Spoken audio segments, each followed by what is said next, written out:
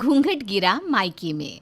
दिन भर की थकी हारी शीतल अपने कमरे में आती है और सबसे पहले अपना घूंघट हटाती हुई पंखे के नीचे बैठ जाती है। उफ, कितनी गर्मी हो रखी है। ऊपर से खुजली जाने का नाम ही नहीं लेती। हाय, कितनी खुजली हो रही है। उफ, इतनी भी कोई गर्मी नहीं है शीतल, मुझे तो ठंड लग रही है। फ़ैन ऑफ करो ना यार, ठंड लग रही है मुझे। नवंबर दिसंबर के महीने में तुम्हें गर्मी लग रही है। लगता है तुम्हारा बीपी बढ़ गया है। इतना बड़ा घूंघट निकाल कर सुबह 4 बजे से रात 12 बजे तक रसोई में काम कीजिए, तब आपको ना खुद ब खुद गर्मी लगने लगेगी सर। पर प्रेम को कहाँ फर्क पड़ने वाला था। वो तो करवट लेकर कंबल ओढ़ कर सो जाता है। बेचारी शीतल उठकर खुद के चेहरे को आईने में देखती है। ये मेरे चेहरे को क्या हो गया? सत्यानाश, क्या हालत हो गई है मेरे चेहरे की। कहाँ कॉलेज में लोग मुझे ब्यूटी क्वीन कहते थे, और आज देखो दिन भर घूंघट लिए किचन में काम करना पड़ता है। पूरे चेहरे पर पिंपल्स आ गए। कल ही डर्मेटोलॉजिस्ट के पास जाना होगा। ये कहानी शुरू होती है सुजाता निवास से। सुजाता एक बहुत ही कड़े स्वभाव की औरत थी।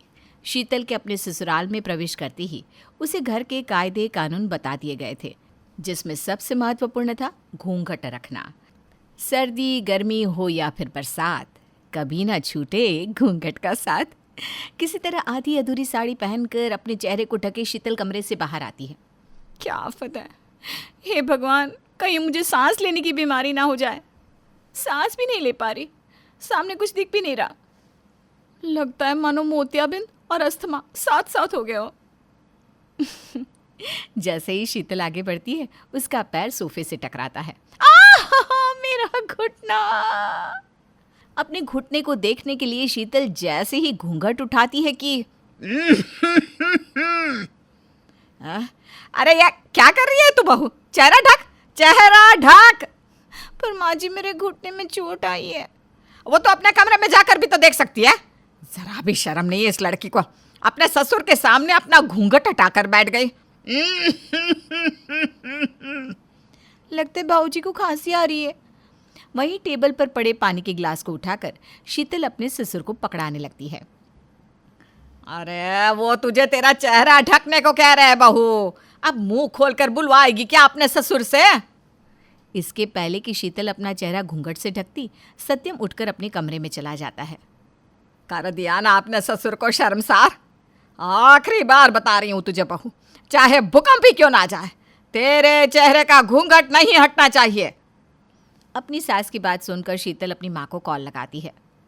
ये कैसे घर में ब्याह दिया तूने मम्मी? ये लोग तो जरा सा घूंघट सरकने पर इतना बड़ा ड्रामा कर देते हैं। अब तेरी शादी हो गई है, उस घर के नियम कायदे तो तुझे मानने ही पड़ेंगे। तेरी दादी के सामने आज तक मैं घूंघट लेती हूँ, तो तुझे भी अपने ससुर के सामने घूंघट लेना ही पड़ेगा बेटा। और भूल कर भी अपने ससुराल वालों की शिकायत अपने पापा जी के सामने मत कर देना, बेकार में भड़क जाएंगे वो। क्या मम्मी? बेचारी शीतल अब किसी के सामने रो भी नहीं सकती थी। जैसी उसकी सास की हरकतें थी, वैसी ही उसकी माँ की भी हरकतें थी। इस नियम को अच्छी तरह से पूरा करने के अलावा अब उसके पास दूसरा कोई चारा नहीं बचा था। वो बेचारी सुबह से रात तक घूंघट में ही रहती और घूंघट ओढ़े ही सो जाया करती, जिस कारण उसके चेहरे पर पिंपल्स निकल आए थे। मम्मी जी, मेरे चेहरे पर बहुत खुजली खुजली होती है, बहुत सारे दाने भी निकल आए। मैं डॉक्टर को दिखा लाती हूँ। अरे दाने हो गए तो नीम की छाल को घसकर चेहरे पर लगा ले। नहीं नहीं मम्मी जी, वो सब मुझे सूट नहीं करता। मेरे मायके में ही एक डर्मेटोलॉजिस्ट है, उन्हीं की दवाइयाँ मुझे सूट करती है। मैं सोच रही थी कुछ दिनों के लिए मायके हो आती हूँ, इसी बहाने डॉक्टर को भी दिखाऊंगी। हाँ मम्मी, जाने दो ना। वैसे भी इसके हाथ का खाना खा खा कर मैं बोर हो चुका हूँ। मुझे आपके हाथ का खाना खाना है। और अपना बैग उठाए चल देती है शीतल अपने मायके। अपने ससुराल से निकलते ही शीतल सबसे पहले अपना घूंघट हटाती है। हाँ, न जाने कितने दिनों के बाद मैंने दुनिया देखी है भगवान। आज मुझे तेरी दी हुई हर चीज़ की कीमत समझ में आ रही है। दुनिया ना मुझे इसी तरह दिखाते रहना भगवान। घूंघट हटाने के बाद शीतल दूसरी ही दुनिया में थी। लो चली मैं अपने घूंघट को हटा कर। खुशी खुशी शीतल अपने मायके के दरवाजे पर पहुंचती है, क्योंकि अपने मायके में तो कम से कम उसे घूंघट करने को नहीं कहा जाएगा। पर जैसे ही वो अपने घर पहला कदम रखती है, उसका चेहरा देखते ही उसके पापा गुस्से से दूसरी ओर देखकर कहते हैं, शोभा, बोल दे इस लड़की को, अब ये बच्ची नहीं रही, ये उछल कूद करना बंद कर दे, समाज में हमारी कुछ इज्जत है। ये कहकर शीतल के पापा दूसरे कमरे में चले जाते हैं। ये क्या ढंग है बेटा, पल्ला दिखा अपना। साड़ी तो ठीक है, मुझे लगा आजकल के चल्ले में छोटी साड़ी तो नहीं ले आई तू। ये तो पूरी 6 मीटर की लग रही है। चल बेटा जल्दी से सर ढक। क्या ये सब क्या है मम्मी? वहां से बचकर यहाँ आई तो यहाँ भी तुम लोग? अरे अब तू कुंवारी कांची नहीं रह गई। शादीशुदा बेटी जब घर आती है तो अपने साथ अपने ससुराल वालों की इज्जत लेकर आती है। तेरे पापा को ये हरकतें बिल्कुल पसंद नहीं। उनके सामने जाएगी तो सर ढक कर ही जाना। चल बेटा अब नाराज मत हो। ब्याही हुई बेटी मायके में नाराज रहेगी तो लोग बातें बनाएंगे ना। बातें बनाने के लिए यहाँ है ही कौन मम्मी? तभी एक हाथ से कमर पर अपनी साड़ी पकड़े छिल्ली आती है। अरे दीदी कैसे हो? का भाभी, तुम बिना ब्याही बेटे को दरवाजे पर खड़ा कर रखा है? मोहल्ले वालों को सब सुनाना है क्या? आइए आइए दीदी, अंदर आइए। और मायके में ई का बड़का सा घूंघट निकाल रखा है।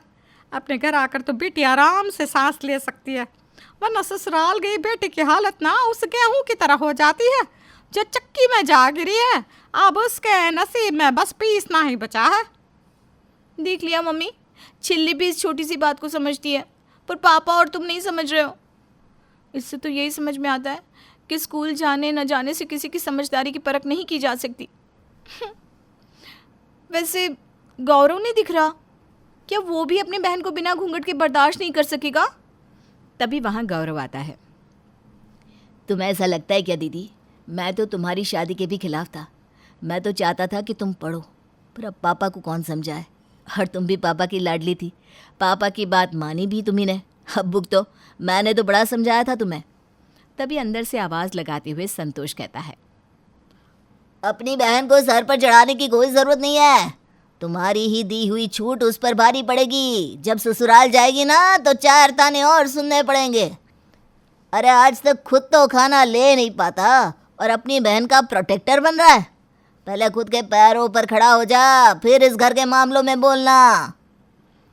बेचारी शीतल की हालत आसमान से गिरे और खजूर में अटके जैसी हो चुकी थी। जितना पर्दा उसे अपने ससुराल में रखना पड़ता था, उससे कई ज़्यादा उसे अपने मायके में करना पड़ रहा था।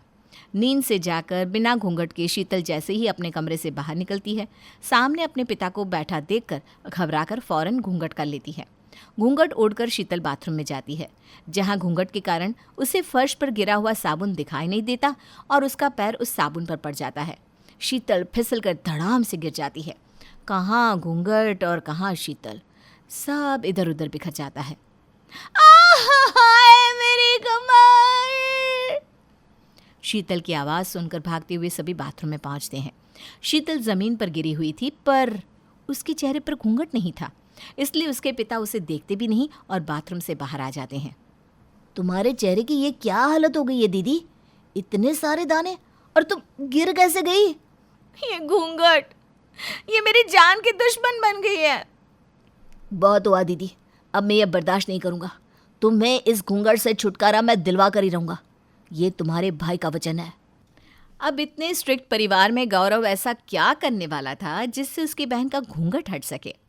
शीतल को तो लग रहा था कि बस ये उसका भाई का उसके प्रति प्यार है और कुछ नहीं, क्योंकि वो जानती थी कि उसके घर वालों को समझाना असंभव है। पर गौरव कुछ ऐसा करता है जो पूरे परिवार ने सोचा भी नहीं था। पर करता क्या है? जानने के लिए देखिएगा घूंघट घिरा मायके में का अगला पार्ट।